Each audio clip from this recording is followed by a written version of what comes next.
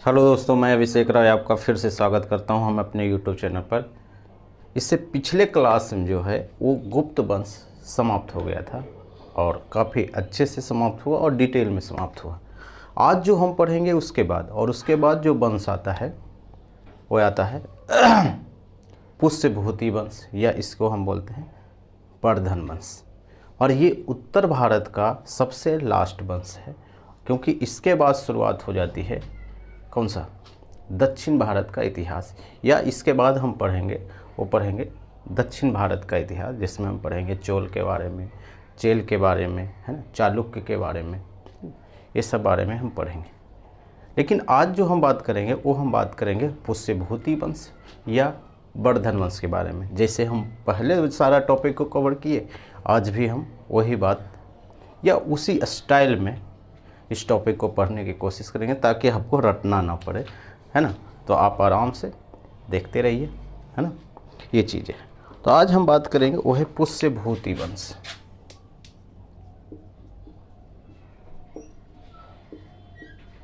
पुष्यभूति या इसको हम बोलते हैं वर्धन वंश। और ऑब्वियसली बात है, ये टाइमिंग है 6th शताब्दी यानी 6th सेंचुरी से ये टाइम है। अब सवाल ये उठता है कि ये वर्धन वंश आया कहाँ से। नहीं, पता होना चाहिए ना, ऐसा नहीं है ना कि कहीं से भी तरफ के कोई भी चीज़ें आ रहा है। अब ये वर्धन वंश कैसे आया? आपको पता है कि गुप्तों के टाइम में क्या हुआ था? गुप्त के टाइम में ये हुआ कि ये मान लेते हैं ये गुप्ता है। गुप्त क्या क्या करते थे कि सैलरी एंड दान दोनों में क्या देते थे? जमीन।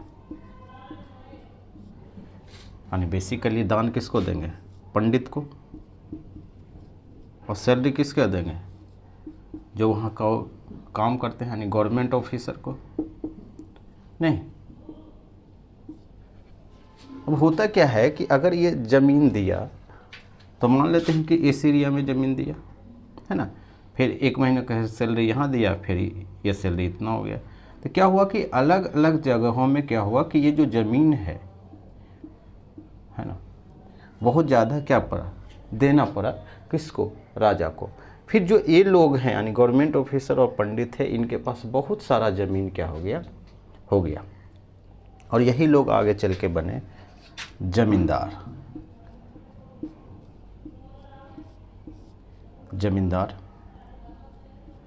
है ना, 500 2000 इस टाइप से इतना बीघा जो ज़मीन है ये इन लोग के पास हुआ। और इंटरेस्टेड बात ये है कि जब ये लोग पढ़े लिखे हैं और इन लोगों के पास ज़्यादा ज़मीन है, तो ये लोग क्या करते थे? खुद से खेती नहीं करते थे। जो यहाँ के जो लोग रहते थे, जैसे अगर मान लो इस एरिया का ज़मींदार है, तो इस एरिया पर जो रहने वाले जो लोग हैं वो लोग को ये खेत दे देता था, और बदले में उसको क्या मिले? वहाँ से राजस्व मिल जाता था, है ना। इस टाइप से काम होता था। अब उससे हुआ क्या कि इसका जो है वो पावर भी बढ़ने लगा। क्योंकि अगर मान लेते हैं इस एरिया को आप ये टोटल एरिया मान लें, तो इस एरिया में जितने भी लोग हैं उस पर समझो कि ये शासन ही करता था, है ना। यानी इस एरिया में कोई भी प्रॉब्लम होगा उसका जिम्मेवारी किसका हो जाएगा? जमींदार का हो जाएगा, है ना। यानी आप एक समय के लिए मान लीजिए कि ये राजा ही बन गया, राजा ही था। नहीं, यानी एक ऊपर राजा है, गुप्ता का राजा है, और ये एक और छोटा सा एरिया का राजा है, ये राजा। यानी 1 2, यानी हम क्या बोलेंगे कि ये जो एरिया है ये बड़ा जो मान लेते हैं ये गुप्तों का एरिया है, और उसके अंदर एक राजा और है, ये वाला। यानी ये राजा और ये भी राजा, यानी इसी को हम बोले राजा के अंदर राजा, और इसी को बोलते हैं हम सामंतवादी व्यवस्था।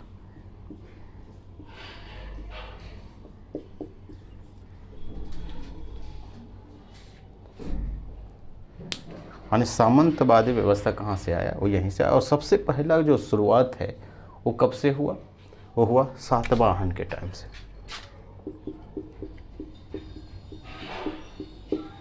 यानी सातवाहनों के समय से क्या हुआ? ये शुरू हुआ।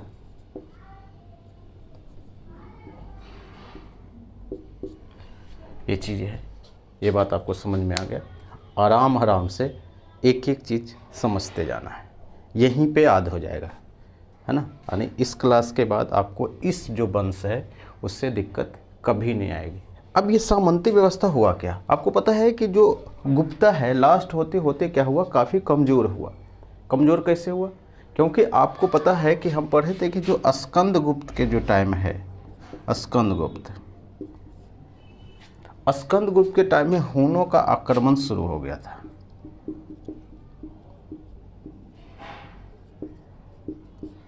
हूनों का आक्रमण, या उसका जो फादर है श्रीगुप्त के टाइम से ही, सॉरी कुमारगुप्त के टाइम से ही क्या हुआ, हूनों का आक्रमण शुरू हो गया। स्कंदगुप्त तो हूनों को हराया भी था। और हून कौन थे, हून थे जो क्या चीज़, सेंट्रल एशिया से आए हुए लोग हैं। जो कौन थे, जो शक, कुषाण, है ना, पार्थियंस, बैक्टीरिया, वो लोग जहाँ से थे, हून भी वहीं से थे, है ना। कहाँ से, सेंट्रल एशिया से। और इनका भी इच्छा था कि हम भारत पर क्या करें, आक्रमण करें या भारत के कुछ क्षेत्र पर को हम जीत लें। तो जब हुइनों का आक्रमण ताबड़तोड़ हुआ, उस समय कौन सा सत्ता थी, गुप्त वंश, गुप्त वंश। अब जब हुइनों का आक्रमण लगातार होता चला गया तो जो है क्या हुआ, गुप्त कमज़ोर भी हुए। और हम ये भी पढ़ते हैं कि गुप्त का जो लास्ट में जो अर्थव्यवस्था है वो भी कमज़ोर हुआ।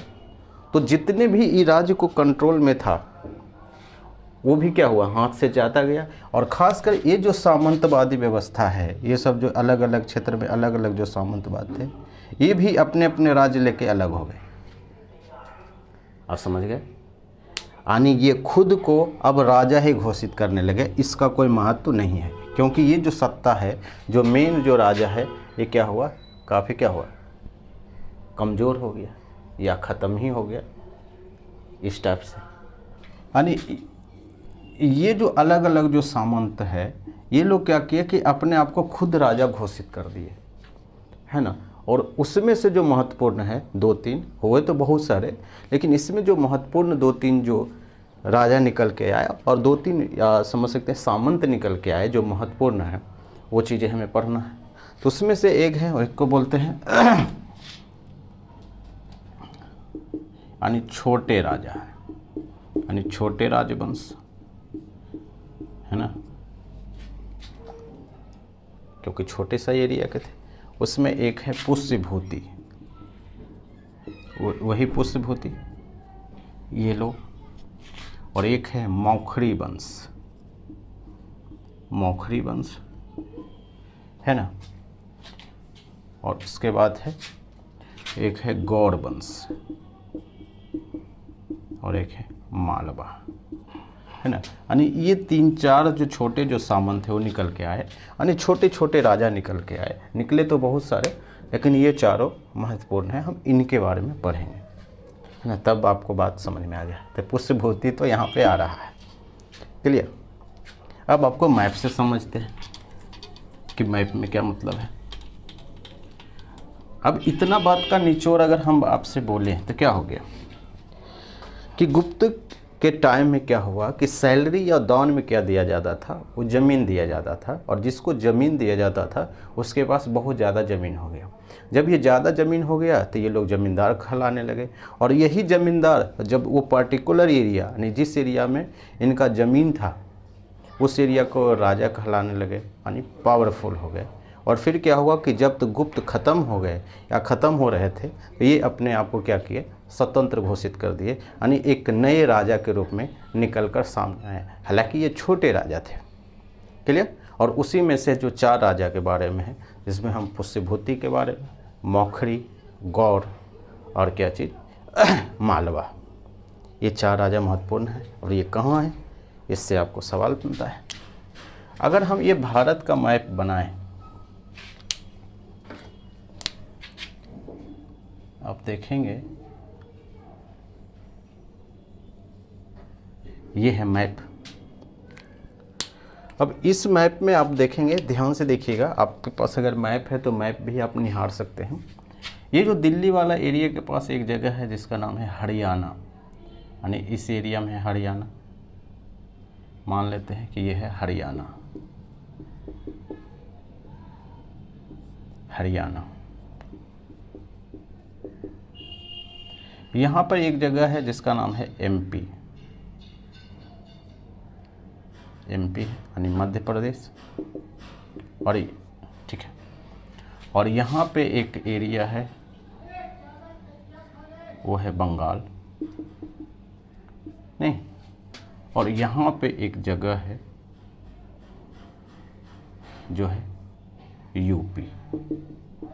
अब ये तो भारत का मैप है, नहीं, ये तो भारत का मैप हो गया।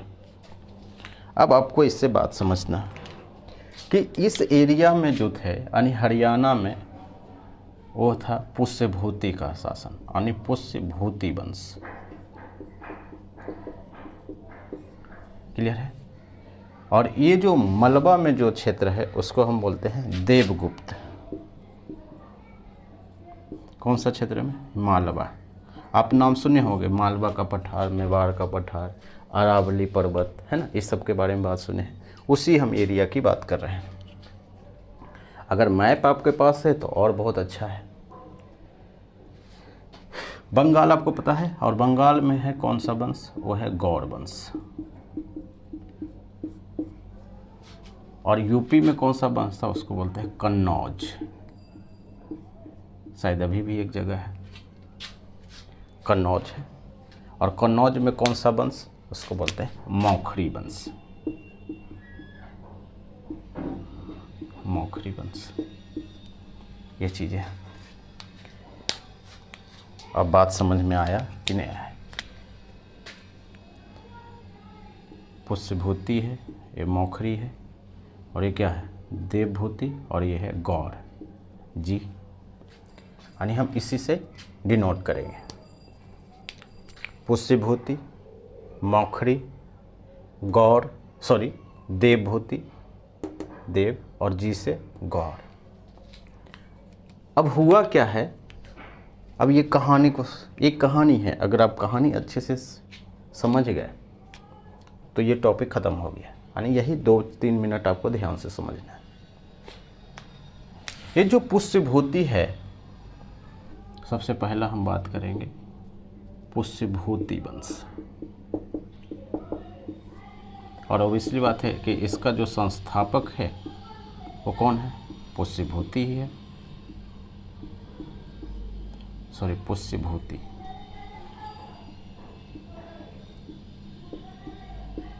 है ना। और इसकी जो राजधानी है वो है थानेश्वर।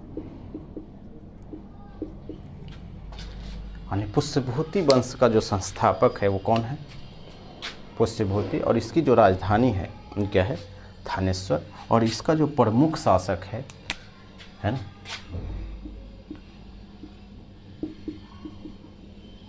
वो है प्रभाकर वर्धन।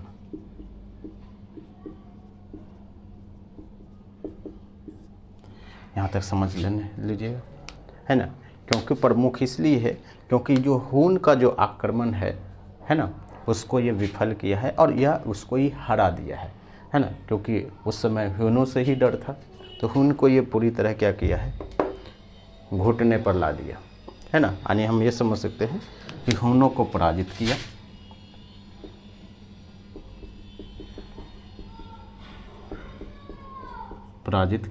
यानी अपनी जो सत्ता है उसको क्या मानते हैं? अस्थाई किया, यानी इसका जो स्टेबल हो गया, इसका राज्य में कोई दिक्कत नहीं है। ये है, अब समझिए कि सबसे पहला जो शासक है पुष्यभूति वंश, और उसका जो संस्थापक है पुष्यभूति ही है, और ये अपने नाम पर ये रखा है नहीं। और उसकी जो राजधानी है थानेश्वर। थानेश्वर कहाँ है? ऑब्वियसली बात है हरियाणा में है नहीं। ये चीज़ें हैं, आपको ये पता होना चाहिए, हरियाणा में। और इसका जो प्रमुख शासक है वो कौन है? प्रभाकर वर्धन, क्योंकि ये हूनों को पराजित किया था। हून तो बाहर के लोग थे, अंदर वाले भी तो है ना, कि आपस में भी तो टकराते हैं ना। जैसे आक्रमण दोनों टाइप का होता था, एक बाहर भी और एक अंदर से में भी आपस में ये लोग टकराते रहते थे, इस टाइप से। क्यों? अपना क्षेत्र विस्तार करने के लिए। वही तरीका है, पहले वाला ही है, इसमें नया कुछ नहीं। अब प्रभाकर वर्धन का जो है वो 3 बच्चे हैं, 3 बच्चे कौन कौन है ना? 3 बच्चे कौन है? एक का नाम है राजवर्धन, एक का नाम है हर्षवर्धन,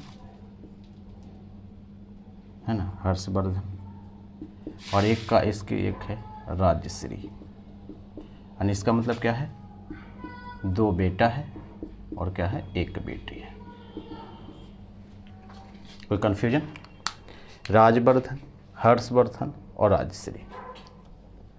यानी प्रभाकर वर्धन के बाद जो राजा बना, वो राजा बना कौन? राजवर्धन। यानी ये क्या बना? राजा बना। ठीक है। और ये जो इसकी जो शादी है, यानी जो ये अपनी जो सिस्टर का शादी, क्योंकि ये बड़ा भाई है ना, ये बड़ा बेटा है और ये छोटा है, और इसकी जो शादी है, शादी कहाँ हुआ? ये कन्नौज में हुआ। किसमें? मौखरी वंश में। यानी शादी कहाँ कर दिया? ये मौखरी वंश। और मौखरी वंश में उस समय कौन राजा था? ग्रह वर्मा। यानी राजश्री का जो शादी किसने किया है? राजश्री जो शादी की है वो किससे की है? मौखरी वंश में ग्रह वर्मा से, है ना। यानी ये कहाँ से? यानी पुष्यभूति वंश से किस में किया? मौखरी वंश में। क्लियर है? यहाँ तक कोई दिक्कत नहीं है? नहीं। अब हुआ क्या कि ये दोनों है दोस्त। कौन दोनों? यानी मालवा और बंगाल, ये प्लस कर देते हैं। ये दोनों दोस्त मिलकर क्या किया है? इस पर हमला कर दिया। क्यों किया? यानी मौखरी वंश पर, कन्नौज पे हमला इसलिए किया क्योंकि ओबियसली बात है, साम्राज्य का विस्तार करना है ना। और जब ये हमला किया तो यहाँ से जो है वो ग्रह वर्मा को मार दिया। यानी आप समझ रहे हैं, ग्रह वर्मा को मार दिया। और यहाँ पे जो सिस्टर है इसकी राजश्री, उसको क्या किया? बंदी बना लिया।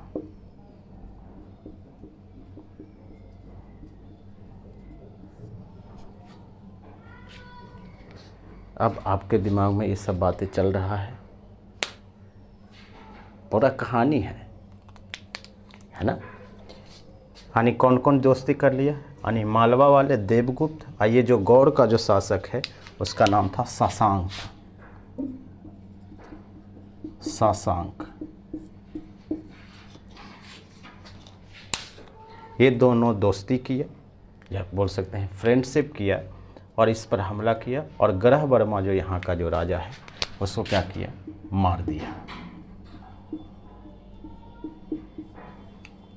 और ग्रह वर्मा कौन था? राजवर्धन का जीजा जी थे। नहीं, ऑब्वियसली बात है। और जो इसका सिस्टर है राजश्री, उसको भी बंदी बना लिया। तो एक भाई के होने के नाते इन्होंने क्या किया? इस पर हमला कर दिया। किस पर हमला किया? ये मालवा पर।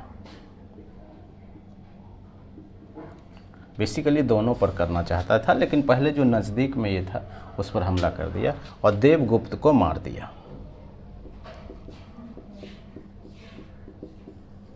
किसने मार दिया? राजवर्धन ने। समझ रहे? होता है ना। फिर शशांक से बोला तुम भी आओ लाइन में, तो बोला नहीं नहीं, हमसे गलती हो गया, हमको नहीं पता था आपका सिस्टर है ना। अगर रहता तो ऐसा करते, आप ही सोचिए। तो ये सब जो बोल के वो क्या किया कि उस समय के लिए क्या किया कि हम लोग दोस्त हैं, ये हैं, वो हैं वगैरह, ये जब से सांत्वना दिया, या क्या हो सकता है कि उसको कॉन्फिडेंस दिलाया कि अब से ऐसा गलती नहीं हो गया है, सॉरी। इस बात को ये मान भी गया। कुछ दिन के बाद क्या हुआ कि ये जो शशांक है, शशांक कौन है? गौड़ वंश वाला। यानी ये जो शशांक है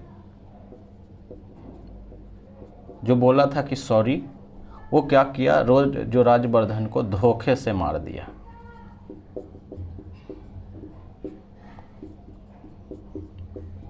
क्या हुआ, धोखे से मार दिया।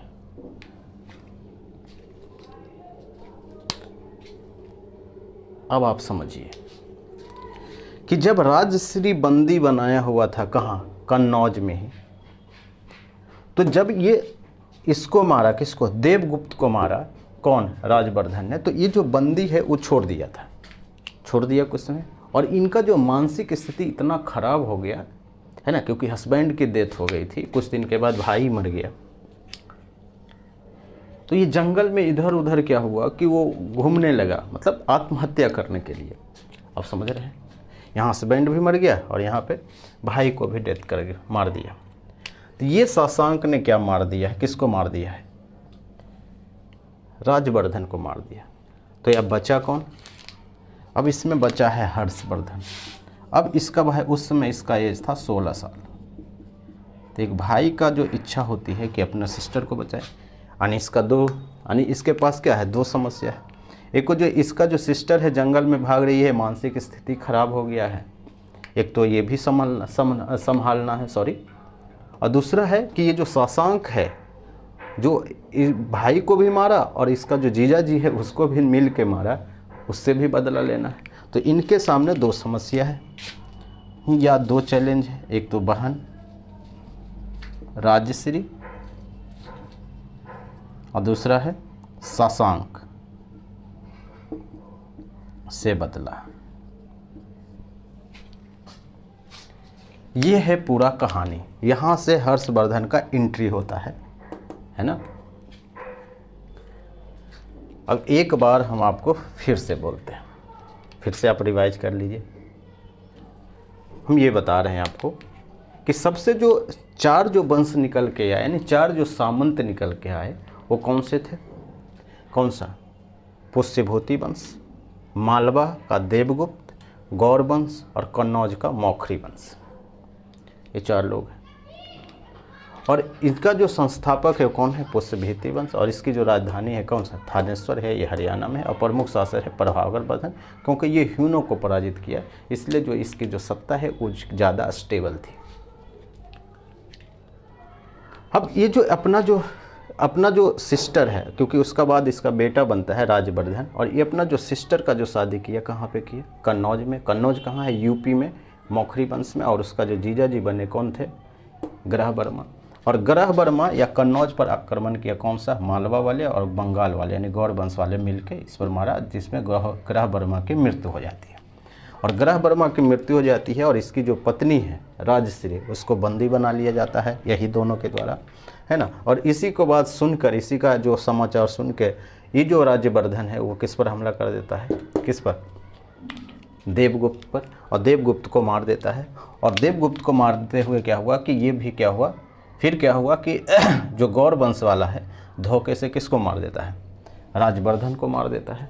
और क्या होता है कि इसकी जो सिस्टर है उसको फिर छोड़ दिया जाता है। और क्या होता है कि उस जो है जंगल में इधर उधर टहलते रहता है, यानी आत्महत्या करने के लिए, है ना। तो उसी से क्या होता है कि फिर उसका वो भाई है राजा बनता है हर्षवर्धन, और जिसमें हर्षवर्धन भाई राजा बनता है उसकी एज कितनी थी, 16 साल, है ना। और उनके सामने दो चैलेंज है, एक बहन राजश्री को बचाना और दूसरा है शशांक से बदला लेना। और शशांक कौन है, गौर वंश का शासक है। क्लियर, इतना बात आपको पता चल गया। अब इसमें से कुछ महत्वपूर्ण चीज़ें और आपको पता होना चाहिए।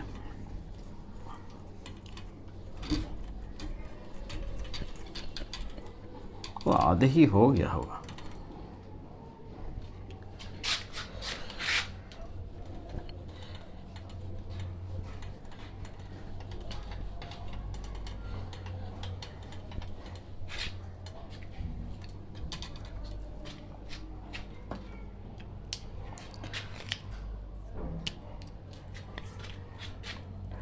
ये वही शशांक है जो किसको किया था,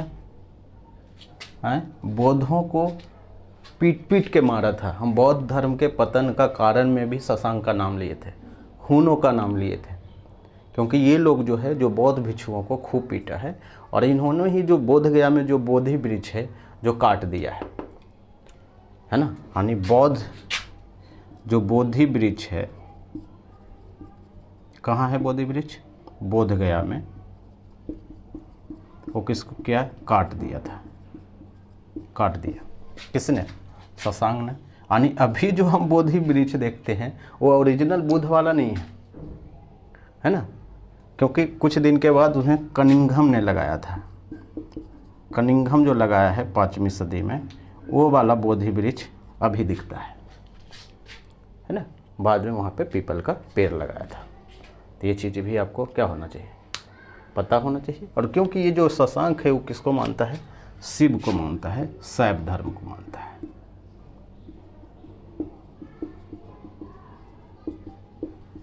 क्लियर, ये चीज़ है, बस इसके बारे में इतना ही है। अब जो बात हम कह रहे हैं या जितना बात हम किए है ना, ये मारा वो मारा, यानी इसका सोर्सेस क्या है कि हमें जानकारी कहाँ से मिलती है, नहीं ये पता होना चाहिए। हम हर्षवर्धन के बारे में आगे भी बात करेंगे, आपको टेंशन लेने की ज़रूरत नहीं है ना।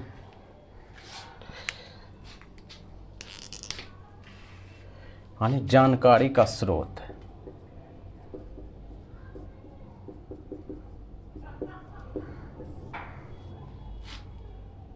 जानकारी कहाँ से मिलती है, क्लियर है।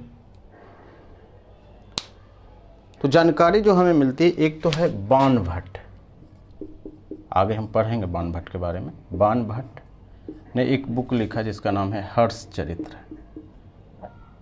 या हर्षचरित्र है ना। इसमें हमें पता चलता है जानकारी का स्रोत।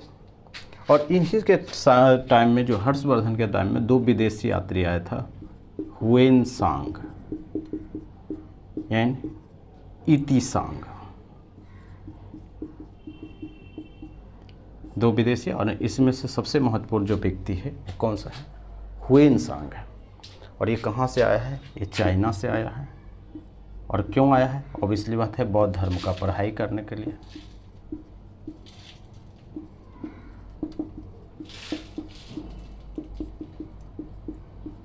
और ये कहाँ पढ़ाई करने के लिए आया था, नालंदा विश्वविद्यालय। और नालंदा विश्वविद्यालय किसने बनाया था, है ना। ये सब चीज़ें पता होना चाहिए। ये गुप्तों ने बनाया था। हाँ, कौन सा गुप्त, कुमारगुप्त।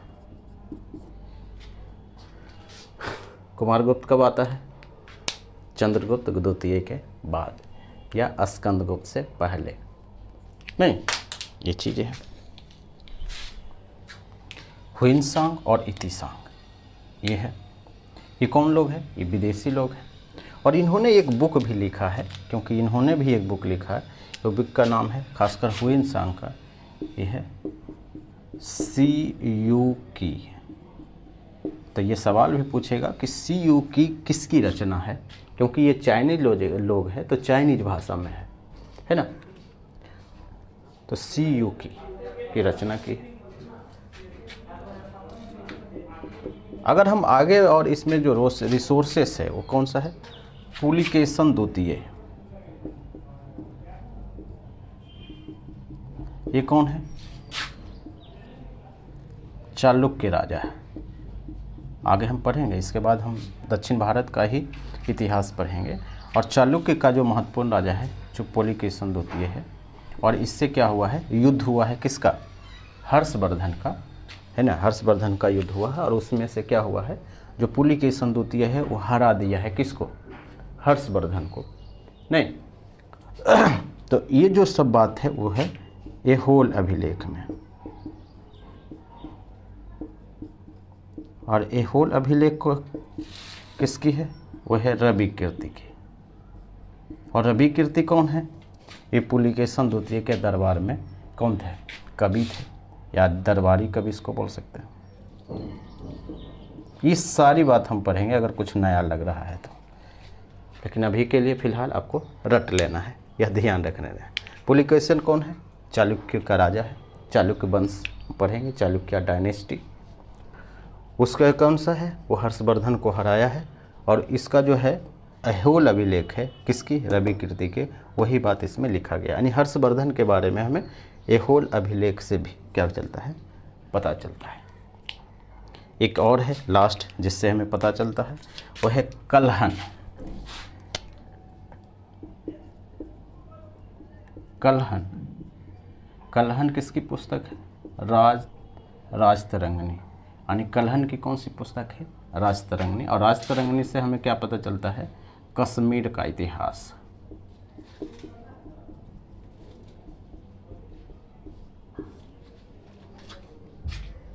और ये जो राजतरंगिणी है उसमें से कुछ हर्षवर्धन के बारे में भी जानकारी मिलती है ना। तो ये महत्वपूर्ण है। यानी एक बार हम फिर से रिवाइज कर लेते हैं कि जो जानकारी का जो स्रोत है बाणभट्ट का हर्षचरित्र से है ना, और उसी में जो विदेशी यात्री है हुइनसांग और इतिसांग है ना, वो भी बताता है कुछ, क्योंकि इसी के दरबार में रहता था है ना। खासकर हुइनसांग की जो बुक है वो है सीयू की।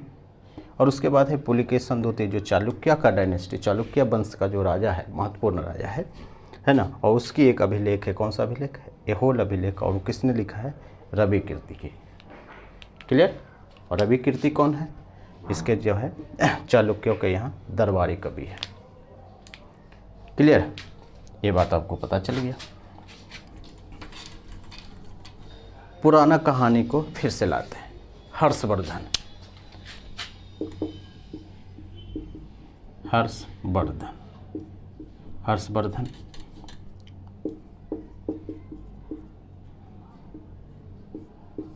हर्षवर्धन। और ये राजा बनता है 606 AD में। और उस समय इसका एज कितना था, 16 साल। ओबियसली बाकी मजबूरी में राजा बनता है, ये बात आपको पता है। इसको राजा बनना भी नहीं था, इंटरेस्टेड भी नहीं था, लेकिन ऐसा सिचुएशन ही बन गया। भाई को भी मार दिया है ना, सिस्टर को भी लपेट रहा है, जीजा जी को भी मार दिया। तो उस जो है मजबूरी में आके ये राजा बना और बन भी गया। और ये जो पहले जो व्यक्ति है वो सॉफ्ट कैरेक्टर का है ना, शांत दिमाग का है, इसीलिए इसका नाम जो रखा जाए उसको बोलते हैं शिलादित्य। शिलादित्य यानी ये पूछता है कि शिलादित्य किसको कहा जाता है, तो आपको बताना है हर्षवर्धन को। और हर्षवर्धन के सामने आपको अगली बात है क्या चैलेंज था, क्या चैलेंज, कि एक तो राजश्री को बचाना, वो बचाया भी, जंगल से खोज के निकाला। और एक है कि जो शशांक है, कौन है शशांक, जो इसको जीजा जी को मारा था या भाई को मारा था, और शशांक को क्या किया, मार दिया। और शशांक कौन था, गौरवंश का क्या है, राजा है। और गौरवंश कहाँ है, बंगाल में। नहीं तो ये जो महत्वपूर्ण काम है या जरूरी बोल सकते हैं, वो काम तो ये जो हर्षवर्धन है वो कर लिया। लेकिन फिर क्या होता है ना कि मज़ा आने लगता है। नहीं, जो पावर का जब ये समझ गया तो फिर इसको मज़ा आने लगा। और इन्होंने सबसे पहला जो काम किया कि जो राजधानी है, राजधानी कहाँ था पहले, कहाँ था, हरियाणा में, हरियाणा था ना हर्षवर्धन का, यानी कहाँ, थानेश्वर। और ये थानेश्वर को कहाँ लाया राजधानी, कन्नौज ही ले आया। यानी कन्नौज का मतलब क्या हुआ कि जो इसका जो सिस्टर है, सिस्टर कन्नौज में ही, कन्नौज का मतलब है कि यूपी ही ले आया। यानी राजधानी को पहले चेंज किया, बोला नहीं हम वहाँ से राज नहीं करेंगे, हम यूपी से ही राज करेंगे, है ना, ताकि यहाँ पे कोई दबाए नहीं। समझ रहे हैं, ये चीज़ें हैं। तो ये चीज़ें किया किसने, हर्षवर्धन ने, क्योंकि इसको लगता था कि जो हमारा सिस्टर है वो क्या है, चला नहीं पाएगी, है ना, शासन नहीं चला पाएगी। इसलिए क्या किया, ये खुद ही आके यहाँ पे राजा बना। यानी वहीं से, ऐसा नहीं कि ये छोड़ दिया, दोनों को वहीं से मैनेज करता था। यह है, इन्होंने कुछ बुक भी लिखा है। कौन कौन सा बुक है, यानी आपको पहले ये पढ़ा लिखा व्यक्ति है। और ये बुक है जिसका नाम है प्रियदर्शिका, प्रियदर्शिका, नागनंद, और एक है रत्नावली, है ना। यानी ये 3 बुक है, महत्वपूर्ण है। ये किसने लिखा है, ये हर्षवर्धन खुद लिखा है ये बुक।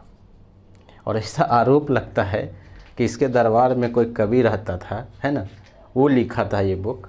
लेकिन क्या होता है कि ये पैसा वैसा दे के अपना नाम लिखवा लिया, यानी छपवा दिया बुक अपने नाम से। तो ऐसा आरोप लगता है ना। एनसीईआरटी में भी ये बात लिखा हुआ है। तो लेकिन फ़िलहाल अगर आपको जवाब आ जाए कि किसने लिखा है तो आपको क्या मानना है? हर्षवर्धन। क्लियर है? आप समझ रहे हैं ना, जैसे हम बुक लिखे आप छपवा लिए अपने नाम से तो आपका नाम हो गया, और वो बुक हो गया फेमस तो किसका नाम होगा? ऑब्वियसली बात आपका नाम हो गया। तो इस टाइप से तो वो शायद हर्षवर्धन यही किया है, ऐसा आरोप लगता है। सच्चाई क्या है ये तो किसी को नहीं पता है। ऑब्वियसली बात है, इसके दरबार में कौन लोग रहते थे? हुएन सांग, ये विदेशी लोग, विदेशी लोग। और ये कौन सा आया था? वो आया था ईतीसांग। अगर पूछेगा पहले कौन आया था तो आया था हुएन सांग। और इन्होंने एक बुक भी लिखी थी जिसका नाम है सी यू की। और ये किसके लिए आया था? ऑब्वियसली बात है बौद्ध धर्म से रिलेटेड है।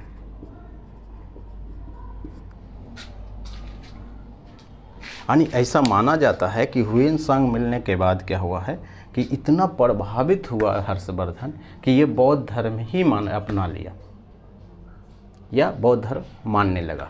ये चीज़ है। यानी इसका मतलब है कि उससे पहले कौन सा धर्म मानता था, ये भी सवाल आता है। और वो बौद्ध धर्म में कौन सा धर्म? महायान शाखा, शाखा है ना, शाखा है ना। बौद्ध धर्म में 2 शाखाएं थे, कौन सा? एक हीनयान, एक महायान है ना। तो हीनयान फर्स्ट वाला है, लेकिन जितना भी है वो महायान ही है, जो बुद्ध को भगवान मानते हैं। यानी बोधिसत्व की जो कल्पना है वो यहीं से निकल के आया है। यानी इसको हम बोलते हैं ना अवतारवाद, ये भी आप समझते हैं है ना। तो शुरू में ये मानता था शैव धर्म प्रारंभ में, और उसके बाद कौन सा धर्म मानने लगा? बौद्ध धर्म है ना। और बौद्ध धर्म का कौन सा शाखा? महायान शाखा। क्लियर है ये चीज़ें। और ये इतना मतलब दान पुण्य भी करता था, इतना मतलब बौद्ध धर्म से रिलेटेड अनुष्ठान करवाता था बहुत ज़्यादा, है ना। जैसे कन्नौज में कराता था, क्योंकि राजधानी ही था इसका था। कन्नौज में प्रत्येक साल कराता था क्या चीज़? अनुष्ठान। और जो अनुष्ठान कराता था किससे रिलेटेड? बौद्ध धर्म से रिलेटेड, है ना। तो जो वहाँ पे आसपास जो लोग थे वो किसको मानने वाले थे? वैष्णव धर्म, सब धर्म, यानी ब्राह्मण धर्म के लोग, है ना। और इसमें जो हेड बनाया जाता था उस किसको बनाया जाता था? हुएन सांग। हुएन सांग को बनाया जाता था क्या? हेड। हेड का मतलब आप समझ सकते हैं ना, कि जैसे आप समझे हैं कि जो बौद्ध की 4 संगतियाँ हुई थी उसमें से जो है ना कि पाटलिपुत्र का किसने किया था? मोगलीपुत्र तीस के अध्यक्षता में, है ना। तो उसी टाइप से अध्यक्ष बनाया गया था, यानी उतना तो बड़ा नहीं लेकिन हाँ अच्छा खासा बड़ा था। तो उसमें जो अध्यक्ष बनाया था, जो हेड बनाया था, हुएन सांग। एक तो हुएन सांग क्या है? विदेशी है ना। और क्या है? बौद्ध धर्म का अनुष्ठान हो गया है बड़े लेवल पर।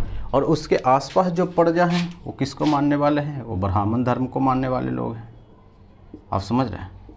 तो इन्होंने विरोध किया कि नहीं ये तो गलत हो रहा है ना। तो एक बार ऐसा माना जाता है कि जब विरोध किया तो एक बार हर्षवर्धन ने समझा दिया कि नहीं सब एक ही है, ऐसा कुछ नहीं है। तो ये जो ब्राह्मण धर्म के जो लोग हैं, यानी ये लोग जो जनता है, ये क्या किया? हमला कर दिया किस पर? हुएन सांग पर, है ना। हमला कर दिया। और हमला करने से क्या हुआ कि हर्षवर्धन है वो बहुत क्रोधित हुआ। और ऐसा माना जाता है कि बहुत सारा जो ब्राह्मणों है उसको दंड भी दिया। यानी आपको शुरू में ही बोले हैं कि एक सॉफ्ट कैरेक्टर है, शिलादित्य बोलते थे, लेकिन यहाँ पे जो उसका जो क्रूरता है, यानी वहाँ पर जो गुस्सा है वो निकल के आया। क्यों? क्योंकि उन्होंने हुएन सांग पर हमला कर दिया था, माने यही क्या है? पूजा के दौरान, है ना। तो ये चीज़ें भी आपको पता होना चाहिए था। और उसी टाइप से क्या था कि ये प्रत्येक 5वें साल, प्रत्येक 5 वर्ष में प्रयागराज एक बहुत बड़ा क्या करता था? बौद्ध धर्म से रिलेटेड क्या करता था? यज्ञ ही समझ लीजिए, उसको बोलते था ये महामोक्ष परिषद।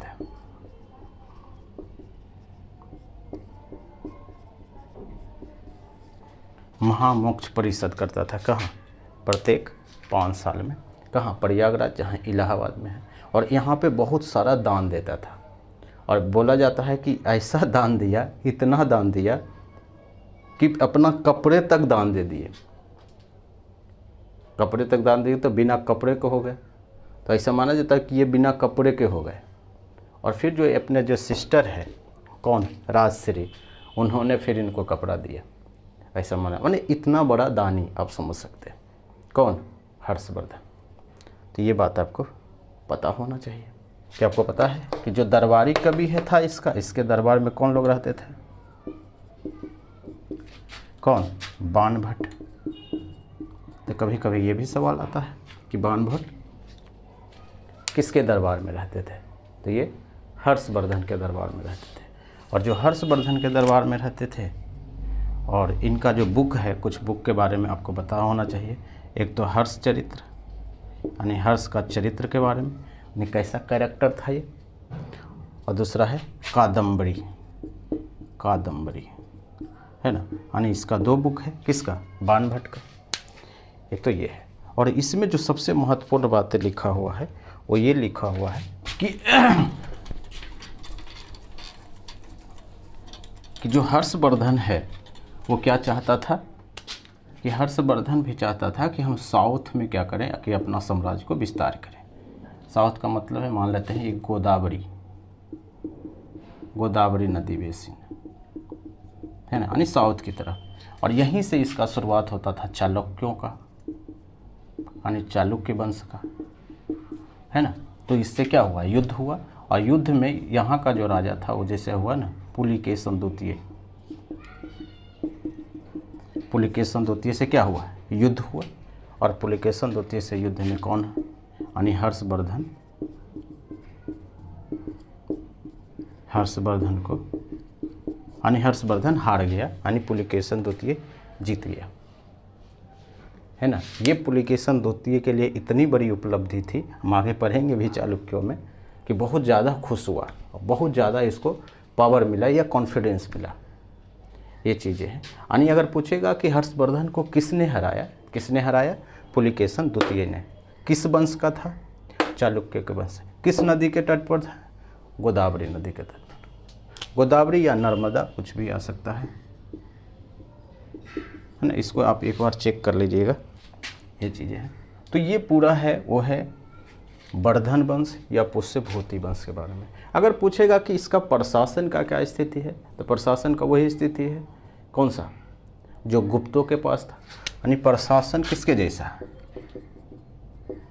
गुप्त प्रशासन के जैसा, यानी लगभग से उसी में भी सामंतवादी था, यहाँ भी सामंतवादी। दान देने की जो प्रथा है जमीन को, वो यहाँ भी चालू रहा, है ना। तो ये जो पूरा है वो पूरा है क्या चीज़?